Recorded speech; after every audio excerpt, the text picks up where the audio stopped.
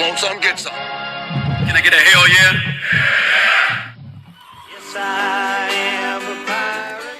You have to go with the pirates because, of course, they have cannons and everything. It's a pirate's life for me. Be proud of who you are and what you are. You're a pirate. It is a first down. Pirates. Because when you're at East Carolina, you go for it every time. Or you don't coach at East Carolina, you don't come to East Carolina, you don't play at East Carolina with a weak heart. Write it.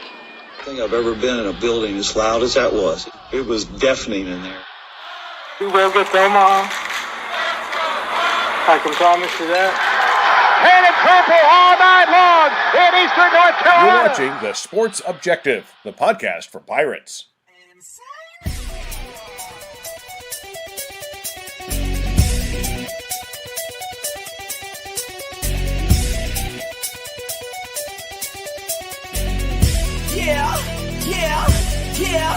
Yeah.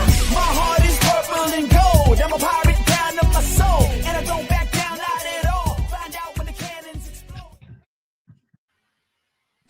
All right, welcome in to the Pirate football playback here on the Sports Objective. It's been a wild, crazy day. We're glad to be with you tonight. Thanks so much for your patience. Let's bring in, ladies and gentlemen, Kyle from LaGrange Barber, a man that needs no introductions. How are you, man? The old intro, the old layout. This is retro at its finest. What's going on, guys?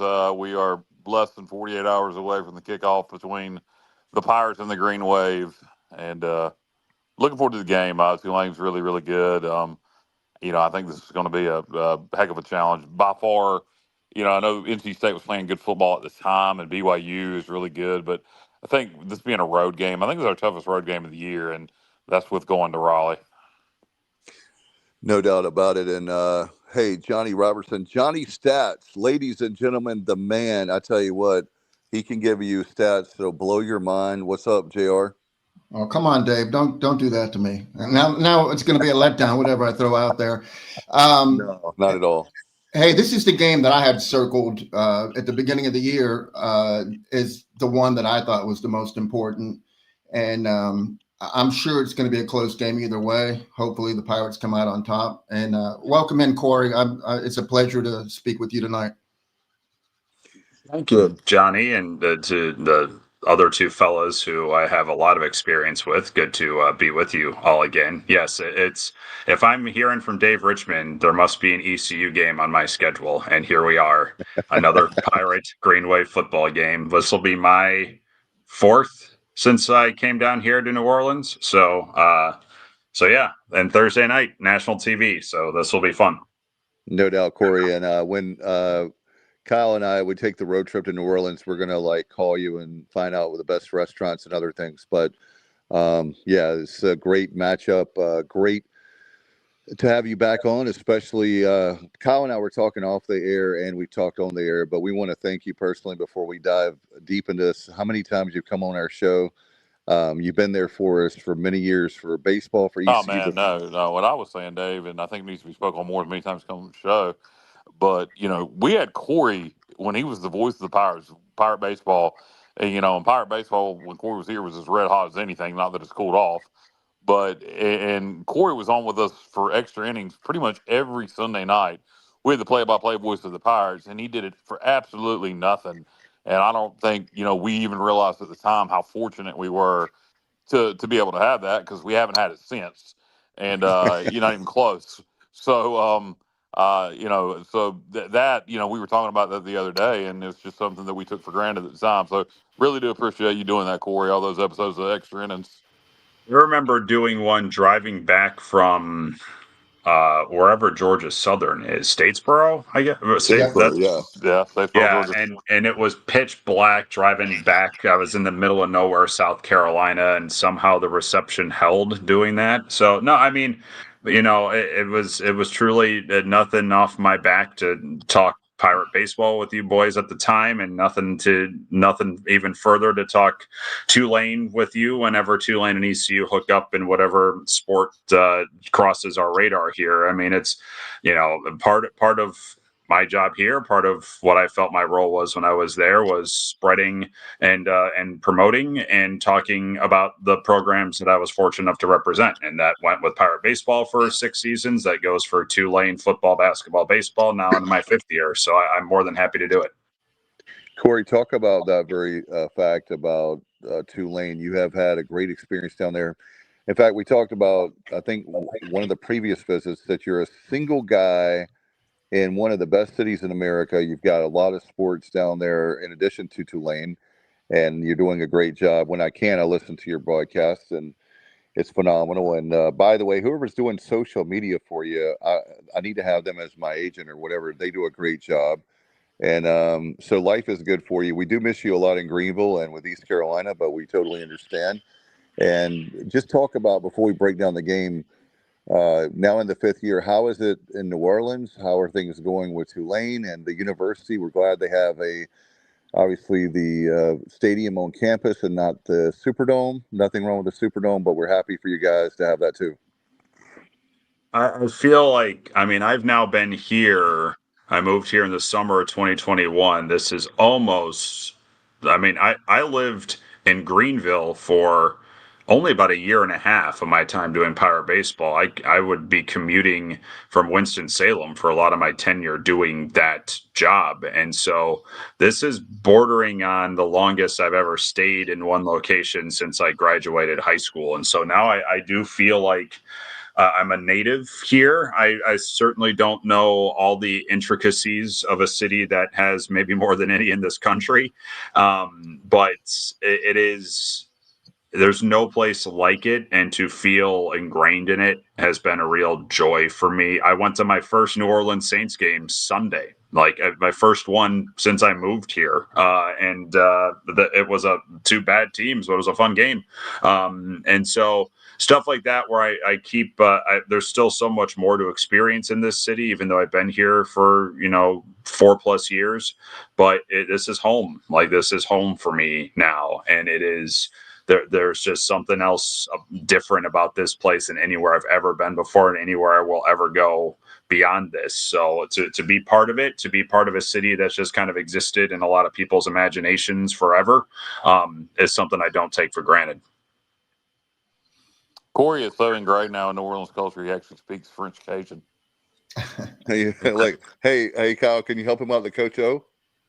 Oh, I am not doing. I charge a fee to do Coach O. So, Coach he O, wants to get back and he wants to get back in coaching. He said last week. So, Coach, you had that job there at Arkansas came on now. Coach O's stepson is on our coaching staff, and so Coach O is, I wouldn't say a regular, guest at practices and games, but he definitely is there and shows up. He lives here in New Orleans, and so I have met Coach O a few times over my time here, and that's even bridged the gap from when Willie Fritz is here to John Summerall. Like, he has been a pretty regular fixture, showing up here at Tulane football practices. A point where when Willie Fritz left for Houston, a lot of our fan base here wanted Eddie O to get the job, and so because they knew that he was around here a little bit, so yeah, I've met the man himself, a wonderful guy and a very funny guy. Understood about half of what he said. If he could put together the right staff, if that's key for Coach Orgeron, it's key for anybody, but I think most importantly for Coach Orgeron, he's got to have a really good staff. If he could put together the right staff under the portal era, I think he would do really well. I don't disagree, and it definitely seems like a lot of jobs are going to be open. A lot already are here, only midway through the college football season. So we'll see if he starts getting looks again, because you're right, Kyle. He's voiced an interest in getting back into it. So we'll see. I do think it's key. Coach O can out-recruit anybody. He can out-motivate anybody. I don't think he's going to outthink too many people. He's got to have a really smart OC and put a lot of really smart people around him, and then use that personality and his passion for everything else. And, that when it worked at LSU for the national championship, that's what he had. No doubt about it. In fact, I don't know, his personality, you can't help but love the guy. He seems like, I know it's such a cliche, but you've met him in person, Corey. Is he kind of the guy you would like to have a beer with, where you could talk football stories or just talk about life? So I'll tell this story. It was actually during basketball season 2 years ago. And the way Tulane basketball usually travels to road games is they'll practice around lunchtime, and then we'll actually go to a restaurant in town and grab something to eat before we fly out. Tulane basketball usually arrives pretty late at wherever they're going. And we went to a seafood place here in town. And I got there early with some of the staff, and we were just hanging out until the team arrived, and noticed that Coach O was sitting at a table by himself, just knocking down beers and oysters and just living life. And so it's just like that is the guy, the guy that you hear about, the guy that you think you might be when you saw him coaching and all the interviews is him. That is truly him. There's no switch that gets flipped. Ed Orgeron is Ed Orgeron. Well, I think we've talked enough about Eddie O. Probably need to focus on the Pirates and the Green Wave. The reason people are going to be listening to this podcast. Green Wave got off to a heck of a start this season, beat Northwestern, have a win over Duke. I don't think they've played as well the last couple games, but played well enough. I think they were tired, and that's why I hate getting them out of after an off week. Their schedule was, pretty tough early on.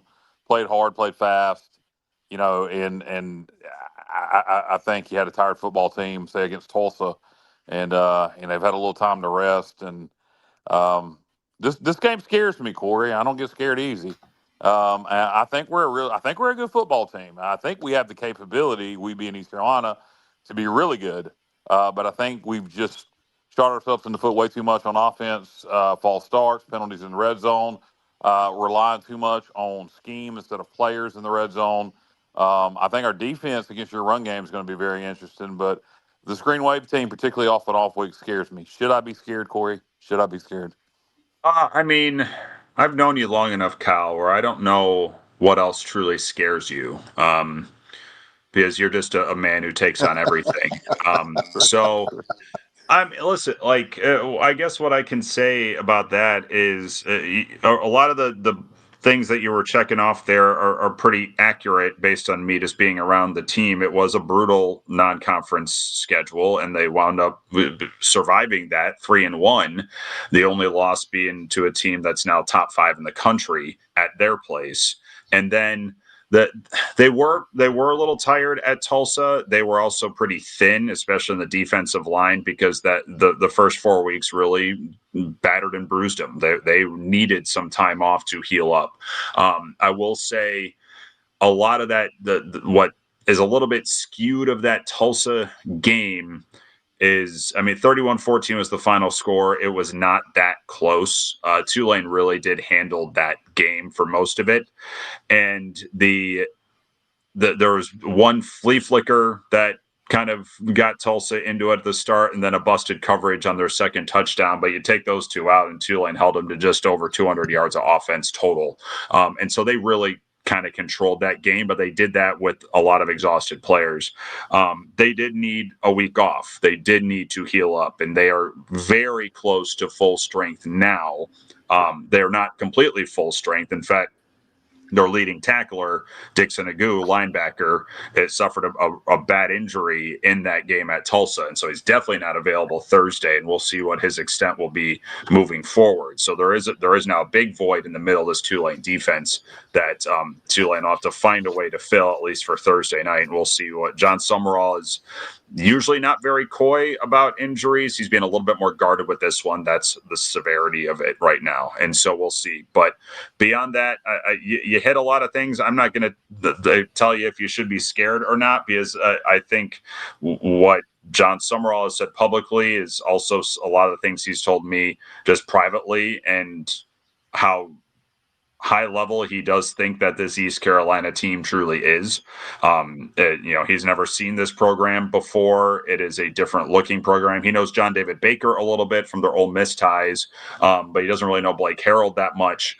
And when he sees them on film, he sees a team that not only plays fast, but is athletically fast, and one of the more athletically fast teams in this league. And so there's a huge step up from, I just think, the skill that East Carolina has brought to this roster this year, whereas previous years under Mike Houston, you felt it was more scheme based. This feels a little bit different, especially defensively. And so there's a real concern on this end with the type of things that East Carolina does well, also happens to be what Tulane is trying to exploit. And so I think there's a worry about getting the running game established.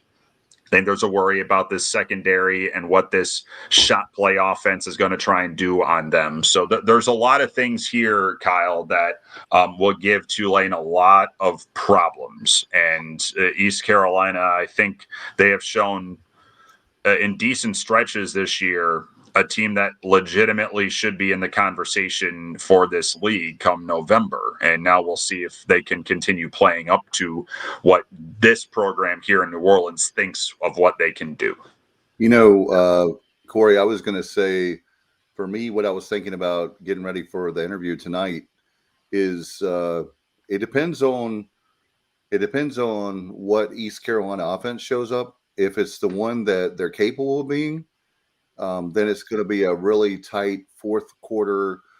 I'm seeing predictions like 27-23 Tulane, like computer guess, kind of things.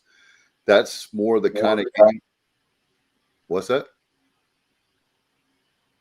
I heard something in the background. No, but anyway, just the fact that we have an opportunity for East Carolina if their offense under John David Baker is clicking on all cylinders, then it gives us a real shot. If Caden Hauser tries to make things happen that are not there, especially in the red zone, some turnovers, then it could be a long night for the Pirates. So that's where the other thing is, we're not one of the things that we're concerned about, honestly, Corey, is we have a great playmaker and Mike Wright, the backup quarterback. He needs to be on the field. We don't know why he hasn't been on the field. He's already graduated. He has an undergrad from Vanderbilt, and he has a master's from Northwestern. He's not a dumb guy. He's graduated. So we're just concerned about why is he came to play for us because he was looking for a place that was a college town he could have fun and to get some playing time, right? Yeah, and that's something that John David Baker addressed on the Ron Bailey show. It's one of the things he said he needed to improve on, along with kind of what I just said, relying on more plays instead of scheme in the red zone. He said we gotta find a way to get Mike Wright more involved. But I don't think that's. I think Mike Wright is somebody we need to utilize because he's a weapon. But I don't think that's the answer to fixing the red zone problems. The answer to fixing the red zone problems is play calls. Simplify the play calls. We're relying too much on scheme.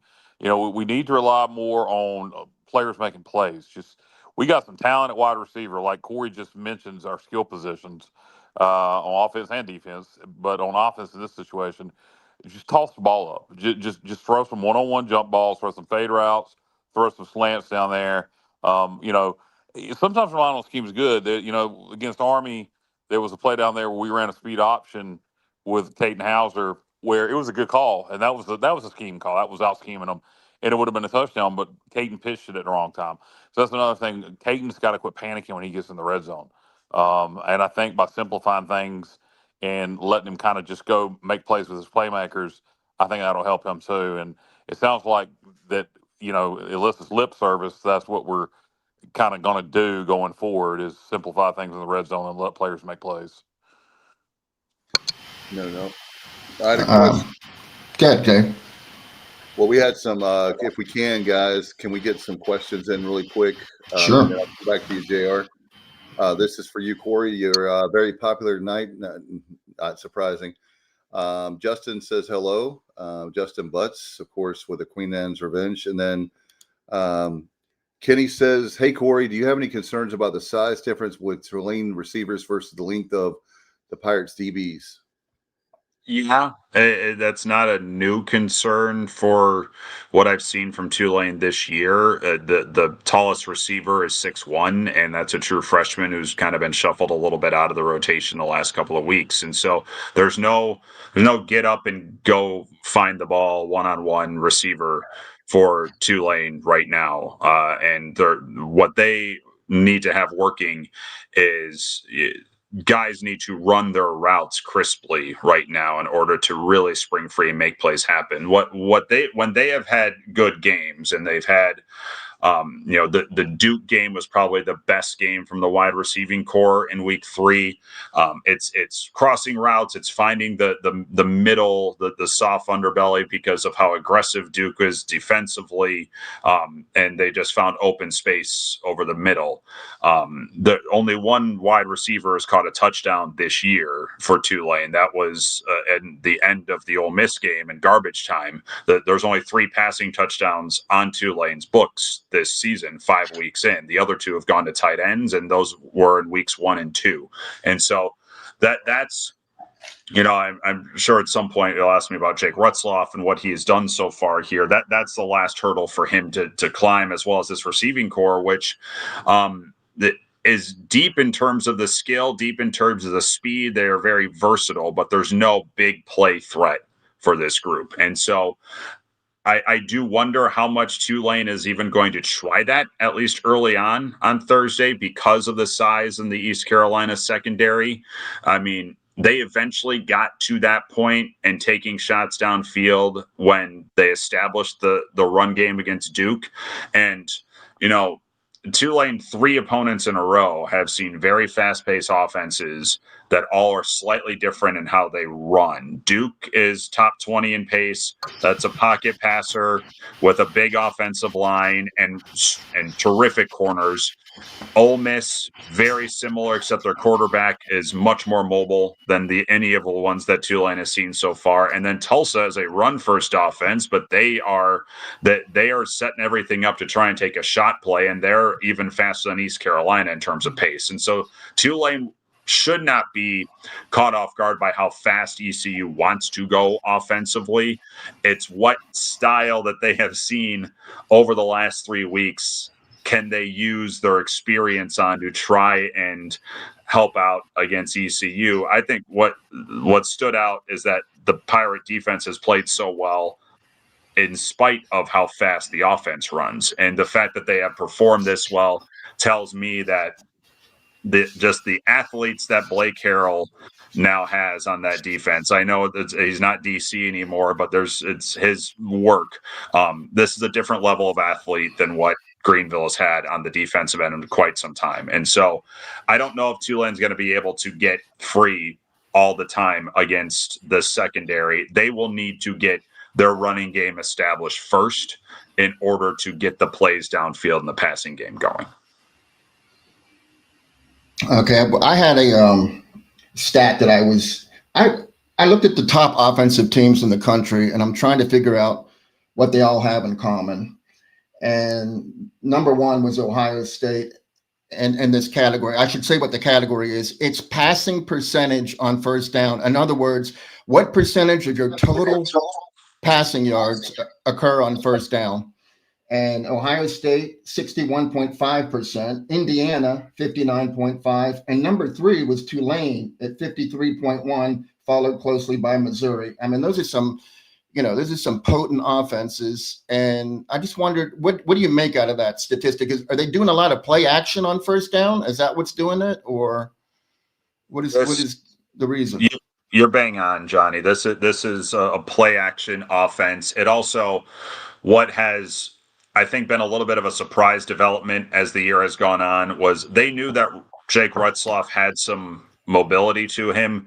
This is a different level, I think, of what he's been able to show in terms of keeping the ball on the RPO and read options and being that option too. So now that's in the back of defenses' minds. I mean, that torched Duke. I mean, Retzloff had 4 touchdowns in that game, because all on the ground, because Duke was just crashing in so fast, and he just took it and just made him pay for their aggressiveness. So that sets up the play action. And when Tulane has been good over the last few years under 2 different head coaches, this is a play action offense. It is still a run first offense. The Tulane still runs the ball nearly 60% of the time, but everyone knows that. And so the play action becomes the weapon here. And now they're breaking out a little bit earlier in drives and earlier in possessions, because you're scheming to stop the run first with Tulane. And so if that's already in the back of defense's mind when a game kicks off,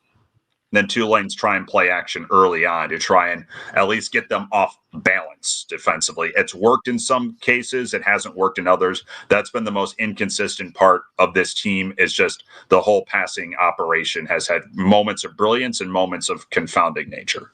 Okay, so this is a two-part stat regarding Jake Retzloff and his running game.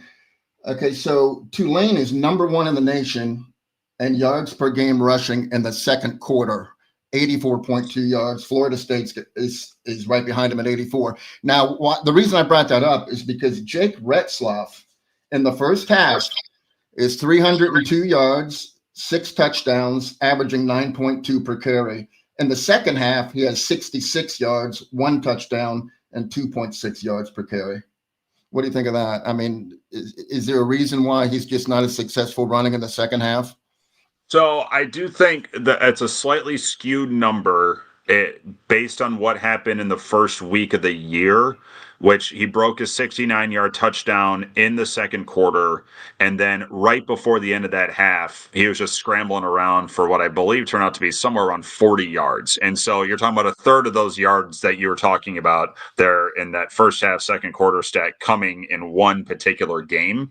And so I do think there's a little bit of a skewed nature to that. But when it's established right away, then that becomes point of focus in a second half. And Tulane has been playing with the lead the vast majority of this season. And so if you're going to zone in on what Tulane was doing well offensively in the first half and try and shut that down, then everything else begins to open up. When Tulane also gets to a point where they're trying to kill the clock, Retzloff doesn't necessarily become the primary ball carrier, and that goes to what is a pretty deep running back room and trying to just grind down defenses that way. And so the tone tends to shift with who is going to be the primary ball carrier once the game reaches a third and fourth quarter. When you guys got Jake, when what went down at BYU, and then everything got kind of retracted. Was there a bidding war for him, or was it pretty much Tulane was where he was going to go from day one? I do know there was another school that was certainly talking to him. It's not public who it was, and I know in a private conversation, and so there was a battle for him.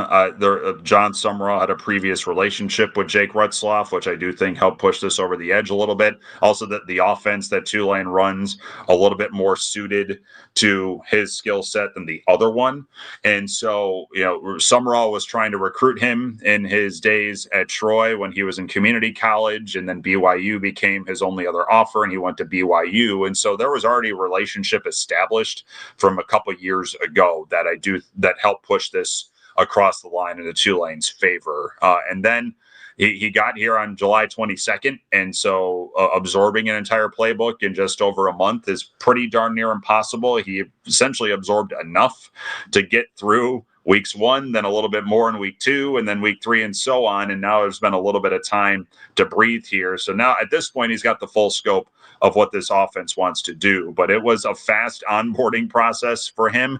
But yes, Tulane was not the only school going after him. That was like a crash course, right?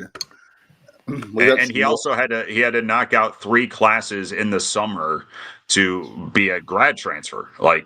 So he had to actually streamline classwork as well once he got here. We got some more questions for you. We'll get those, and I know Kyle has some more. Let's go ahead and get those. Hey, Corey, do you have any? We did that one. I'm sorry. I beg your pardon.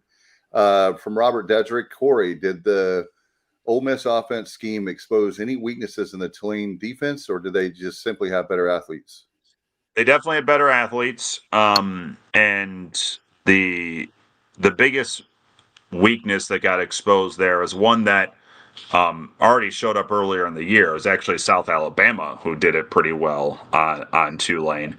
And keeping tabs on a quarterback who can move is Tulane's struggle here. And so that was the second week of Trinidad Chambliss starting for Ole Miss, and what he is able to do outside the pocket is, I think, just leveled up that offense considerably. They're still throwing it downfield a ton, but what he does on the move is why they're a top 5 team in the nation. That was the biggest thing that got exposed there, in that they established Chambliss right away, running around. Tulane's been good at bottling up running backs pretty much all year long. Kewan Lacey is their running back, and he was held to 50 yards. And so Tulane's good at stopping true running games, but mobile quarterbacks with how this pass rush wants to operate, that's a flaw for Tulane's defense right now. And that was the biggest thing out of the Ole Miss game. That, and they got 3 receivers that are on the Bolitnikoff watch list. And Tulane, there's no matchup there for a lot of teams, let alone Tulane secondary. So yes, it was both things. The biggest weakness was containing a mobile quarterback, but the athletes there are on a different world right now. You know, that South Alabama score shocked me. It shocked me even more the next week when South Alabama lost to Coastal, who we had just shut out. But I was. Do you guys? You look at how well you guys played against Duke, and do you need to read this comment, Dave? Well, yeah, I was saying we got like a couple more questions, and we'll throw it to you. Okay. Corey, how will the Tulane offense O-line match up against the Pirates D-line? It better match up pretty well. I mean, this to me is actually the priority of the game. Is Tulane's offensive line's been a little bit in flux throughout the year. Injuries have crept in both before the year started and as the year has progressed. Now it's a little bit more settled with the off week. It's a very, very good group on the left side of the line. The right side has done a pretty strong job, and we've seen 4 guys get time over on the right side of the line. With what East Carolina wants to do up front, that group, that offensive line, has to keep a clean pocket, or at least keep a lane open for, if the running backs can't get going, then for Rutzloff to do something himself. Because that, to me, that's the whole key to the game, is that matchup right there. All right, Kenny says weather forecast for game Thursday night. Corey, do you know? Let me give you the most up-to-date one here. Hold, please. This is very professional. Hey, well, let's see. Thursday, high of 85, chance of rain 10%. All right, there you go. With winds coming out of the northeast at 10 to 20 miles per hour. There's your up-to-date forecast, just under 48 hours away. All right. Yeah. And then one more. Robert says, how much has the city of New Orleans embraced Tulane sports? Quite a bit. I mean, you're talking about the golden era of this program right now, with 3 straight trips to a conference championship game. And for it to happen with 2 coaches, the fact that it kind of picked up where it left off is hard to do at this level of college football. And, you lose Willie Fritz, who will quite possibly go down as the best coach that this program's ever had. And then you get John Summerall, who was one of the big names on that coaching cycle. And this program is still just kept on barreling forward. Coach Summerall has been very, very good at kind of wrapping his arms around the city. There was a pretty notable example of that following the Northwestern game, involving the jerseys that Tulane wanted to wear, and this city really rallied behind him with that. And then the next home game was sold out, and so this one will not be sold out on a Thursday night. It's getting closer, but it's not going to be there. There's Tulane stuff all around this city now, and that was not the case when I got here just over 4 years ago. And so there's been a mending of the school and the city because of this. And now I think the strong hope from fans here, from the city, is that this can keep on continuing in this climate and finding a way to sustain this, so that this is just the norm. That's now the goal. That's now the hope here, because this city will support a team that's worth supporting. And right now, this is I could make the pretty easy case. This is the show in town, this program right here. And so, yeah, the city has definitely warmed up to Tulane football over the last few years. Yeah, you mentioned kind of the renaissance of Tulane football and three conference championship appearances, and you guys certainly are within conference are used to being one of the hunted, so to speak. But do you think this Tulane team this year plays better as the hunters? You beat Northwestern, you go win in Durham against a really good Duke team. There was the Ole Miss game, but I think you underperformed against South Alabama. The Tulsa score, as you said, was a little misleading. Not that it was even close, but do you think this Tulane team, and maybe it's too early to tell, with really the only one sample size being South Alabama, but do you think this team plays better as the hunters versus the hunted? And in these games where you're the favorites, it was against Tulsa, who is better than they have been, but isn't great. South Alabama, has been disappointingly bad. Is that something that concerns the coaches have at all? Where East Carolina comes in as the underdog, but by far the best team you've played that you weren't the underdog in. And I know technically you were the favorite against Northwestern, but you get what I'm saying. Yeah. I don't know if I have a great answer to that. I will say the Duke game was here, not in Durham, and so Okay, I apologize. Tulane was a slight favorite in that game too. There was also the Darian Mensah impact of that game, and that put a different level of excitement and, frankly, fury into that game for the fan base and even some of the folks still on that team. I don't know, to be honest. I mean, what happened with South Alabama was they started horribly. They were down 14-0 in a blink of an eye, and then they rattled off the went on a 33-3 run after that. They were in command of probably a good 40 minutes of that game, and then the last 10 minutes of that game, they got sloppy and loose and committed penalties, and that allowed South Alabama to charge back in, and Tulane needed to pick off a 2-point try to hold on for a victory there. So I don't know, to be honest. That I've definitely seen a stronger start from them in games at home in these two home games against Northwestern and Duke than I have in certainly the first two road games. They started pretty well at Tulsa, but so I honestly I think it's more, regardless of what the past has been here over the last few years, this is a team that 60 new players heading into this year.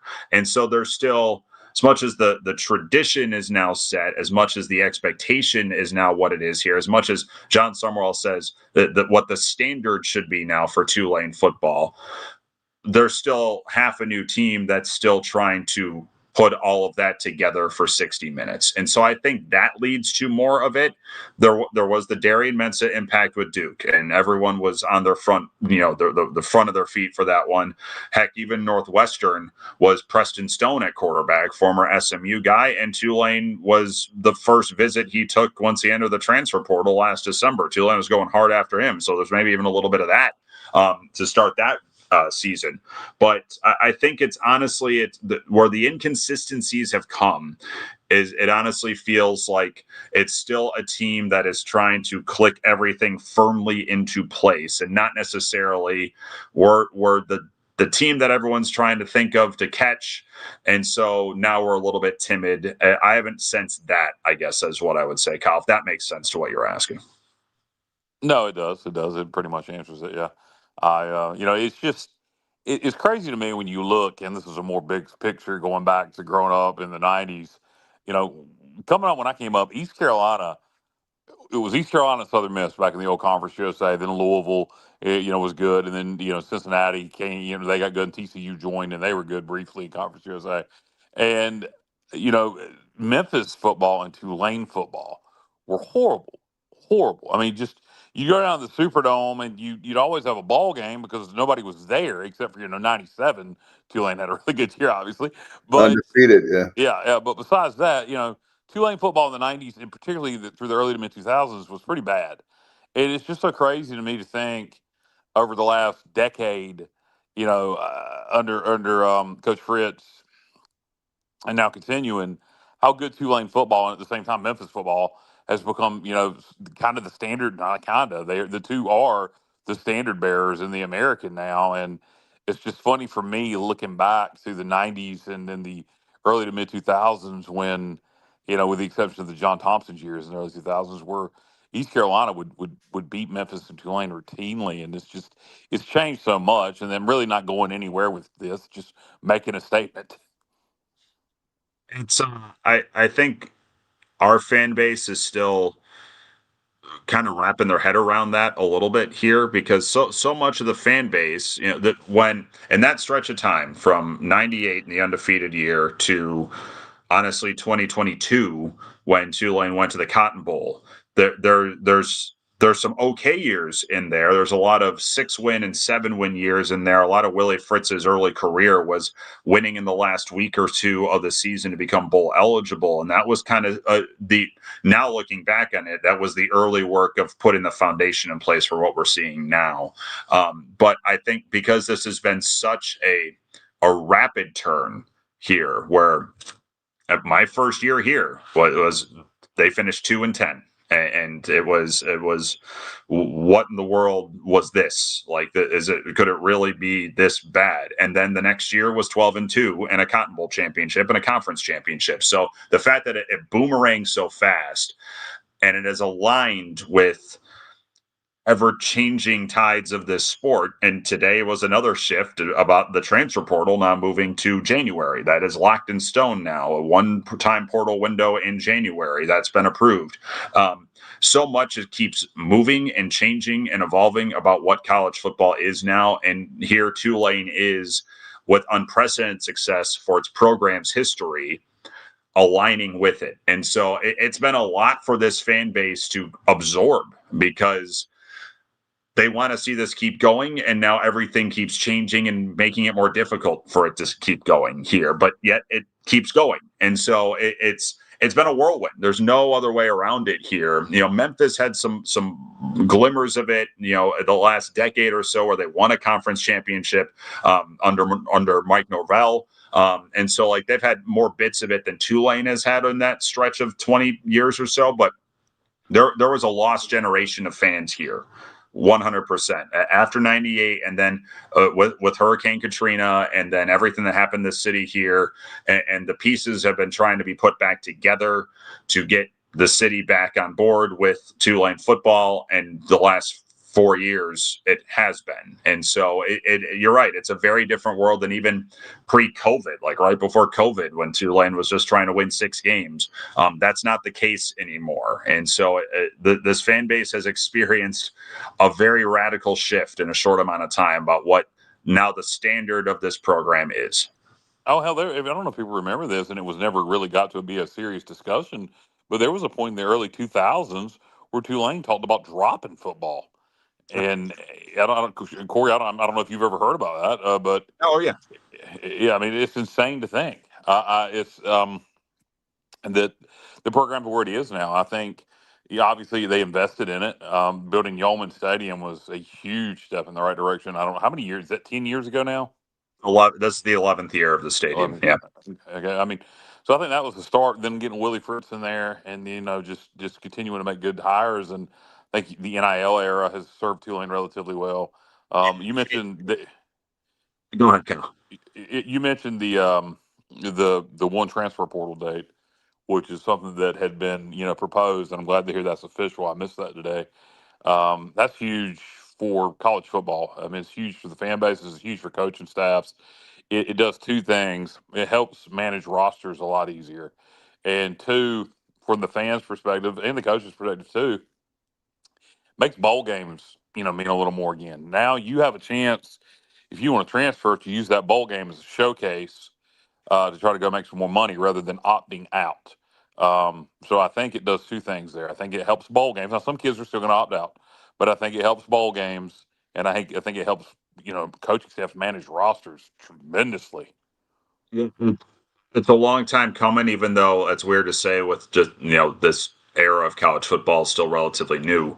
But I mean, I know John Summerall has been preaching for this change for a year now because of what happened last year, and that they lose the conference title at Army, and then 2 days later, Darian Mintz is in Durham at a Duke basketball game, and then he was gone. But Tulane still had a bowl game to play, and that bowl game, I'm surprised I didn't have to suit up. There was nobody playing in that game, and so yeah, maybe you're right. Opt-outs are still going to happen in bowl games here, even though the portal window is now January 2nd to the 16th.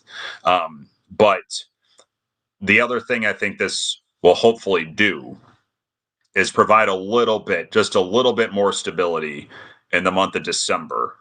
And, 2 years back, Tulane entered the conference championship game, but the only story that people were talking about here was Willie Fritz is probably going to Houston. And so does this delay departures of coaches? And there's no secret here. Like if Tulane has the year that they might be able to have here, we know John Summerall's in the top of everybody's list elsewhere. And so will this shift of the portal being in January help limit coaches fleeing before their seasons technically are over, because now they don't have to get in place for a portal that opens the first Monday of December anymore?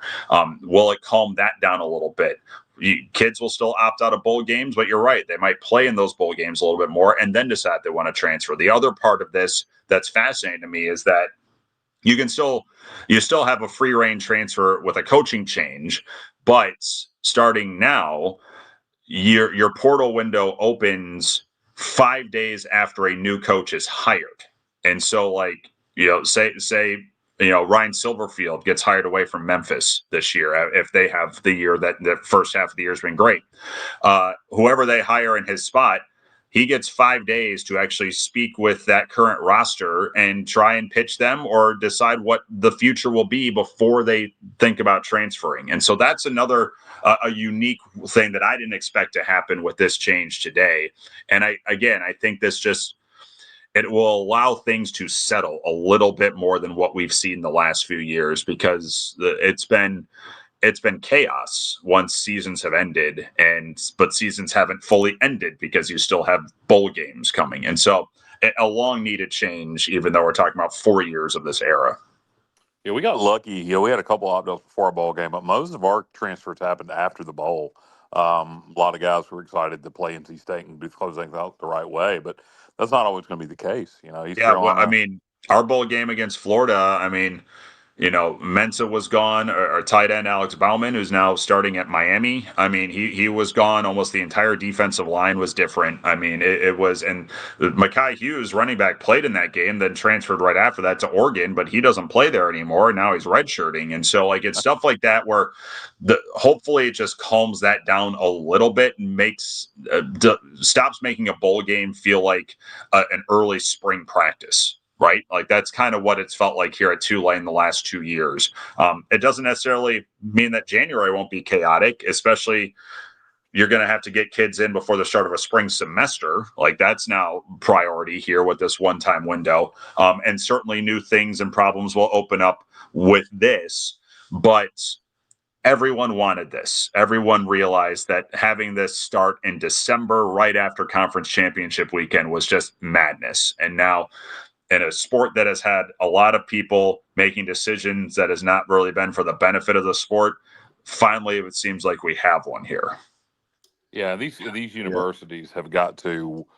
I don't know what they can do about because you're if you're trying to get in for January enrollment and you're transferring at the beginning of January, you need to be there say January 10th, 20th, whatever. I don't know how long the window you have. There's got to be an extension. These schools have got to give for that. I don't know how much wiggle room, and it'll probably be different for each school. I don't know if conferences will have rules on that, but that is going to be a tight window. That is the only negative to it. But the only really other option would have changed it to just a post-spring window, which probably would have been an even bigger nightmare for coaches. That's middle of semester though too, and so then you're dealing with that chaos. And so I think this is the only time where you could do this. Academic departments at campuses all around the country have had to kind of weather this storm and the madness of this the last few years. This is going to condense it, even though it's going to be a little bit more rushed to get kids in for spring semester. Yeah, we got some more questions for you, Corey. From Kenny. Says, from what I've been hearing is that the Pirate defense needs to stop or limit the big runs from the quarterback plus running backs and make this a who can spin the ball better. John Summerall's 29-0 when he wins the ground game in his head coaching career. There you are. That's interesting. Drop the mic. Yeah, but that's interesting because here's the thing. I think you guys could still win the running game because our running game is not that great. And I would be interested to see. I first of all, I'm picking Tulane in this one not upset the Pirates. That's not right. I'm picking Tulane to beat the Pirates, which is by my standards, for me to pick against the Pirates is rare. Is what I was trying to say. But I wouldn't be surprised if the Pirates do pull the upset if this is when that tendency is broken. And I'll tell you why. I think we'll do a good job keeping your running game in check, but I still bet you outrush us because we just ain't that good at running the ball. And I think we're going to have to get most of our yards against Tulane and through the air. So, you may outrush us, 200 to 110. And I don't think that's how we're going to be. If we establish the run against you guys, I really like our chances. I just don't see it. I think if we win this game, it's going to be because we keep your running game in check. You ain't going to stop your running game. We can keep it in check, and then we do our damage through the air.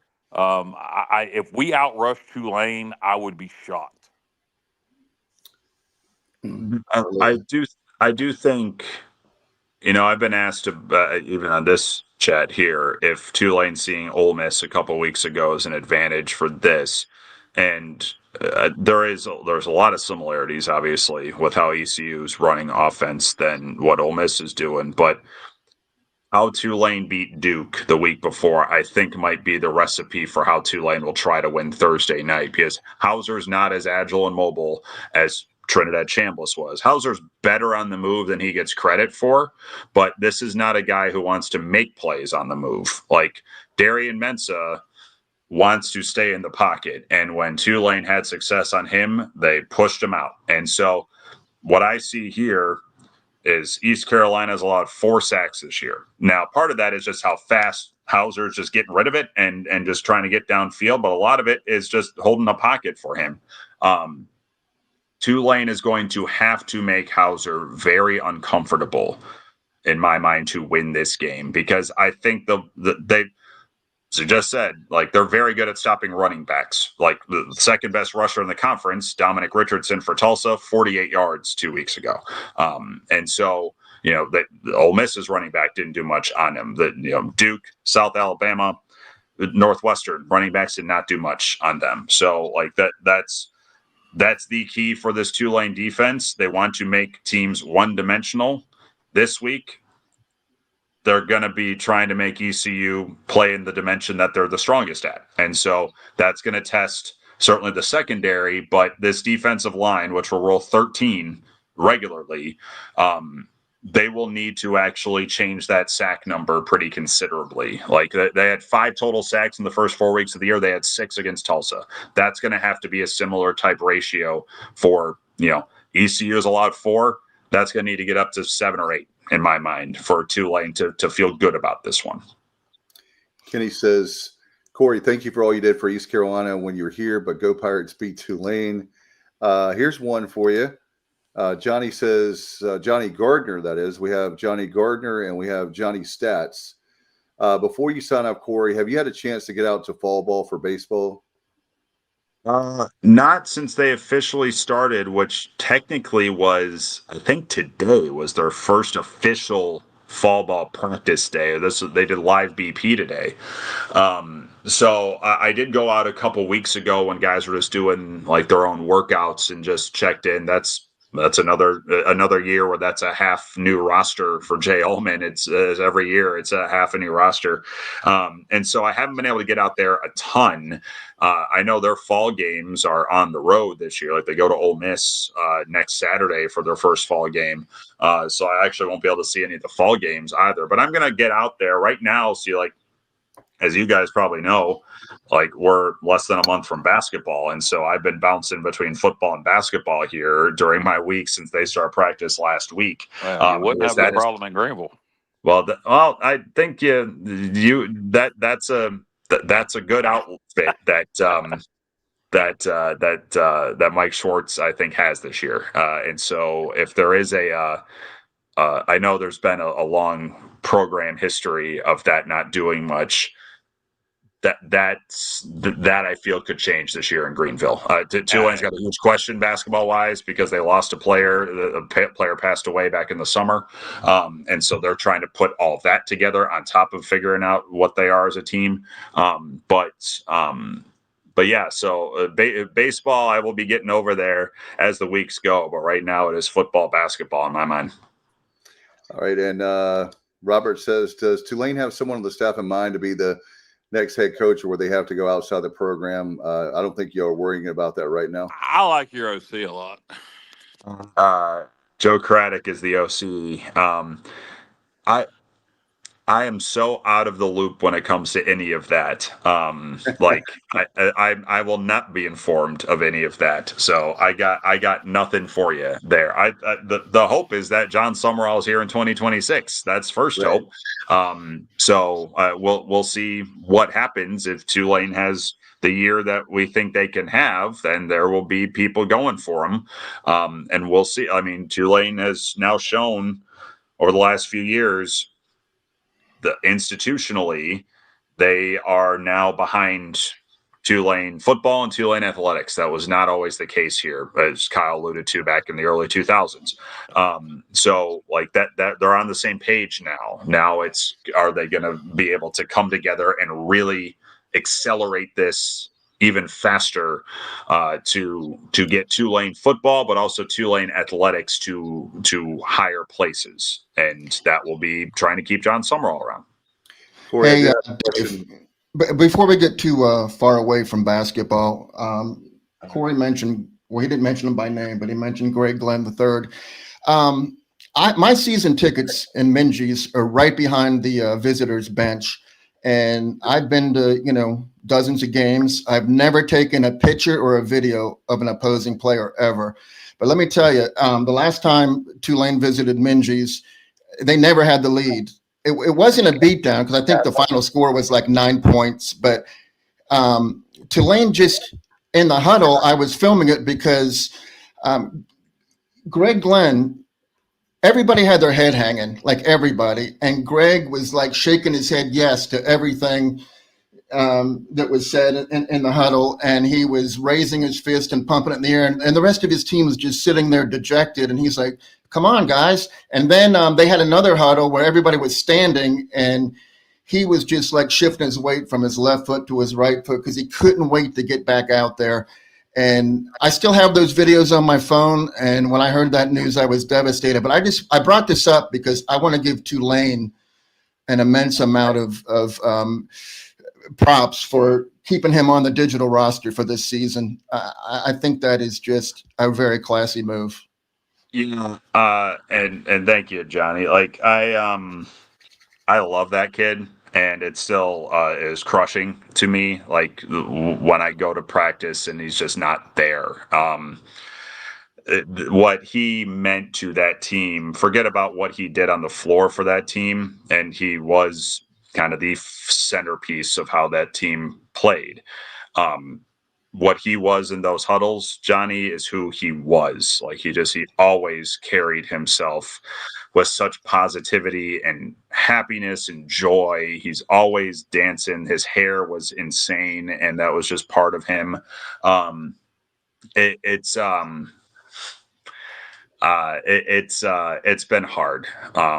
And now that we're getting closer to the start of this season, that this team, Ron Hunter did media when they started practice last week. And it's the first time he's really talked publicly about this since it happened at the end of July. We've talked privately about this. The people who are with the program talk all the time. But he, like that morning, even though it's been end of July to, it's been 2.5 months since it happened, he woke up and almost said, I'm not going to do it because he didn't feel ready for it still. This program's is checking now off this is the grieving process. And now these are first practice without him, first press conference without him. Conference media day is coming up next week, and they're going to get asked about him. And then November 3rd is going to come, and that's the season tipping off, and they're going to be doing stuff for Greg. And you're right, he's going to stay on the website on the roster for the entire year, and they're going to honor him at senior day at the end of the year. It's all these things that are now just going to keep coming, and it's less about how this team performs for 40 minutes and more how they are able to deal with this, because that kid was larger than life. And there's no replacing him just as a human being. It's something that will not be filled here ever. Corey, before we let you go, I know you've been generous as always with an hour. I do have a positive thing to talk about is Major League Baseball. And I know the team, we know the team you pull for. The Brewers are up 2-0 on the Cubbies. And that's Kyle. I'm sorry. That's your team. Kyle is a Cubs fan. So just wanted to get your thoughts on Major League Baseball. And what about Trey Savage for the Blue Jays? What an incredible performance. I would love to see your Brewers win it, but maybe we can have a Blue Jays Brewers World Series. I don't know. But just want to get your thoughts on Major League Baseball. Anyway, what are your thoughts? I still think the Brewers will lose this series because I've been a Brewers fan my whole life, and I know how this goes. The fact that they've started those two games about as bad as you could start. I mean, that it trailed 1-0, 4 pitches into game one, trailed 3-0, 4 batters into game two, and they still won pretty comfortably is odd to me. I dreaded this series because I know so many Cubs fans. I lived with them. Like, my mom's a Cubs fan. Like, I did not want this at all. And then add on the Craig Counsell element to this. So, like, listen, like there's it's not done. Like, and it's as good as 2-0 feels. I've seen the Brewers my whole life, and so I'm not on board with this just yet. They will need to be standing on a field holding that commissioner's trophy for me to say, all right, I think they can do it now. So yeah, and then what Trey Savage did, I caught a chunk of his start. I wasn't able to see the start of it, the beginning of it on Sunday. But that splitter is ungodly. And what I was watching him just make fools out of the Yankees. And then what I kept going back to, and you're not going to like this, is when Tulane bludgeoned him a couple of years ago here in New Orleans. I'm like, Tulane should have called the Yankees should have called Jay Ullman. Just sort of told him what to do, and this would have gone a little bit differently. But that was awesome. I didn't cross paths with Trey. He started at ECU after I left, but I certainly know people who knew him and saw him pitch a number of times, and so I'm not shocked that the stuff did what it did for it to be his 4th ever start and it to be in the postseason. That's something special. Are you surprised? And I think I know your answer, but are you surprised how many players Cliff Godwin has in the major leagues right now? You work with a guy, 6 years? I mean, and you were close to him. Are you surprised at how many are in the major leagues right now? Not in the least. I mean, you kind of started the chat here, Dave, about like my time being in that booth in Greenville was aligning with high level play of that program, extremely high level play of that program. The fact that now members of these programs are now succeeding at the major league level should not be a surprise to anybody. Like, it's, Cliff Godwin has one of the most consistent programs going in the country, not just for winning games, but developing professional talent. And now that should be very clear to everybody, where you not just have Trey Savage, but you have a Connor Norby, you have an Alec Burleson, Gavin Williams started game 1 of the wild card for Cleveland. And you have, you have Carson Wisenhunt, who made his debut late in the year of San Francisco, and I'm forgetting others most likely here. No, this shouldn't be a surprise to anybody. Like, this is what a good college baseball program does, and that's what Cliff Godwin has. No doubt. And by the way, for the people like Justin who are fortunate enough, we've asked you this before, but for Pirate fans that are going down to New Orleans, I'm going to ask one more question, I promise. Hopefully we don't. Hopefully don't start just by. Hopefully you don't start charging us by the question.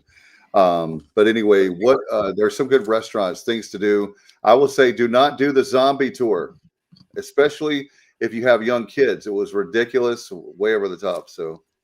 Zombie. Well, yeah. Why would you do that? The most of those tours involve like you get a free drink to walk with. Like, why would you bring kids on that anyway, Dave?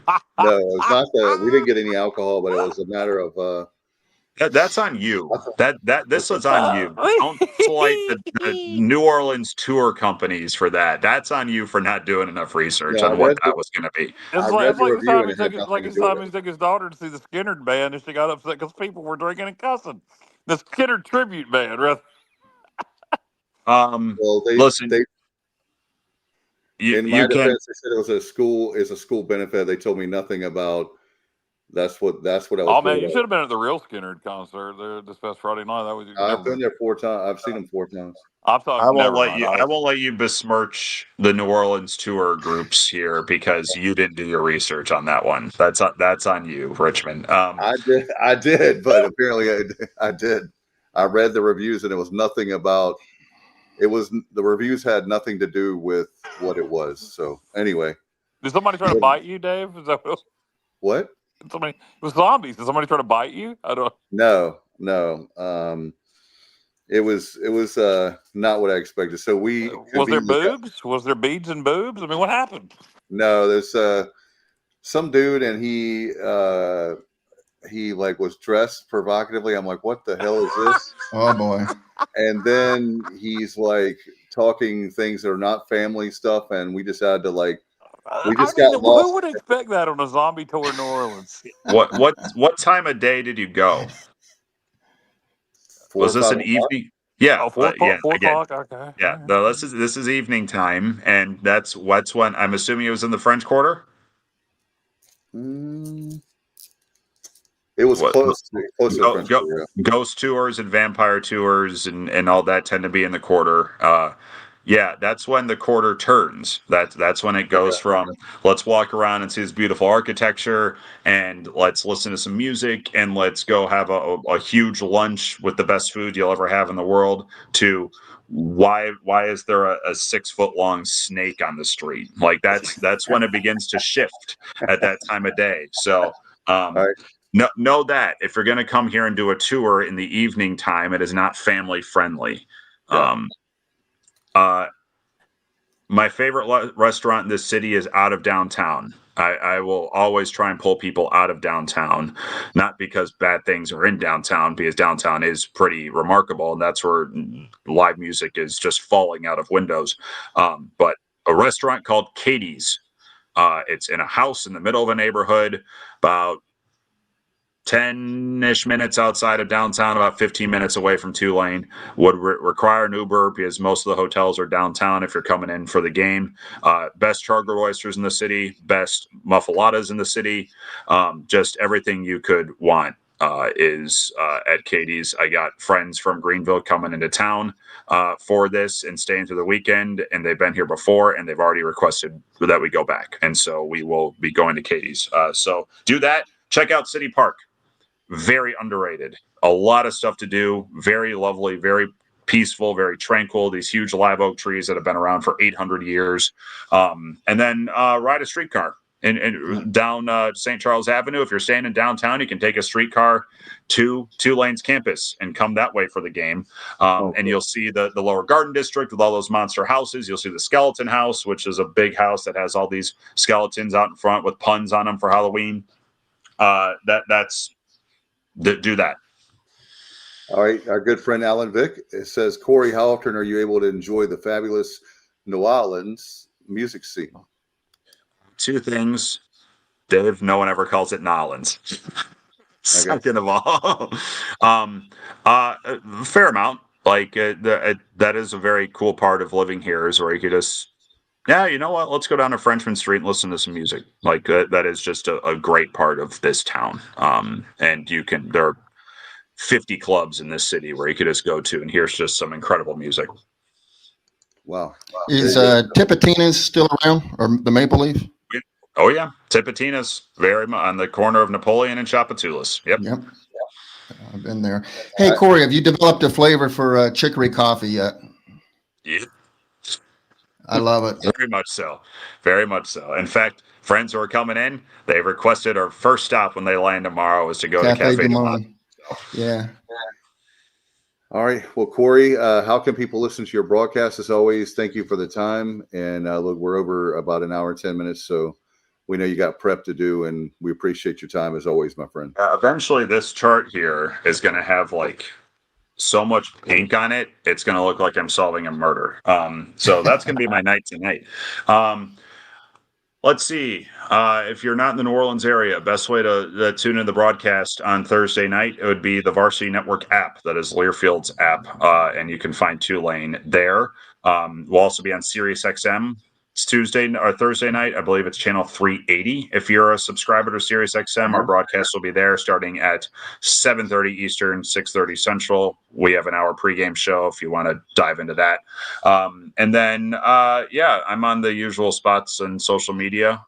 Corey Gloor, Twitter, X, whatever the hell it's called now, and Instagram. Listen, I hear from plenty of people from Greenville when these matchups tend to get on the schedule here, and I will always appreciate what Pirate Nation did for me. You did far more for me than I ever did for you. I just sat in front of a microphone and called some good baseball. And so the fact that you all still think of me all right, even though I'm now here for a rival in the conference. I appreciate that immensely, and I appreciate you guys for keep asking me back. You'll be asked back many times, my friend. I appreciate it, and we'll see how things turn out, and we'll see you again in basketball season for sure. New Year's Eve in Minges. Get ready, boys. There you go. All right. So, thank you, guys. Thanks, Corey. Good night. All right, there we go. Let me see if I can switch. Hang on, guys. It's all right. We ain't gonna be on much longer. That's fine. You can see my face. Okay. There we go. Well, that's fine. I don't care. No. Don't worry about it, Dave. I'm trying. Honestly. There we go. Hollywood Squares. All right. So anything else we need to talk about besides giving our scores and getting out of here? Okay. Predictions. And, I got Tulane. I'm going to go Tulane. I think they're going to hit us. I think they're probably going to catch us on play action. I think we'll do a good job with their run. I'm going to say Tulane. Say Tulane 24, East Carolina 21. All right, I have 9. I'm going to go Pirates 27, Tulane 23. Is my prediction. Okay. Well, I was going to go 27-24 Pirates, but I'll say that their passing game is even more effective than I think it'll be, and I'll go 28-24, I guess. Pirates? Yeah, Pirates for sure. Okay. All right, and Pirates 31 to Green Wave 27. Kenny says so. Thank you, Kenny. Thank you to everybody. I just don't think we're going to be able to run it on them at all. I think we can, Kyle. We'll do other. Right. We'll run it less, which will be what the hell is going on? Somebody's on the field running crazy on the field. We got McKenzie on the field. Yeah, McKenzie's on the field. Alex has a tutoring session, so I'm trying to. All right. Well, let's get out of here, guys. We got our scores. All right. You guys enjoyed. I'm going to go to the. By the way, Johnny, are you going to be in town on Thursday? This Thursday? Yeah. No, I'll be there for Tulsa. Okay. Just wondering. I want to invite everybody out. The Alumni Association, regardless if you graduated there or not, we're having a big event on Thursday night downtown at Nash Chicken, right where the old W3s used to be. Yeah, right by Insomnia Cookies. Have you eaten there, Dave? Not yet. It'll be my first time. It's pretty good. So that we're having a big. They have 75-cent wings on Thursday night, and we're gonna have a watch party there. At cool vibe, 90s country vibe, with Nashville hot chicken and chicken wings and things like that. I liked it. All right, we'll get out of here. Good luck to you guys. Good luck to the Pirates. We'll thank you to Corey Gloor, and we'll see you guys next time. And as always, we appreciate you, and go Pirates.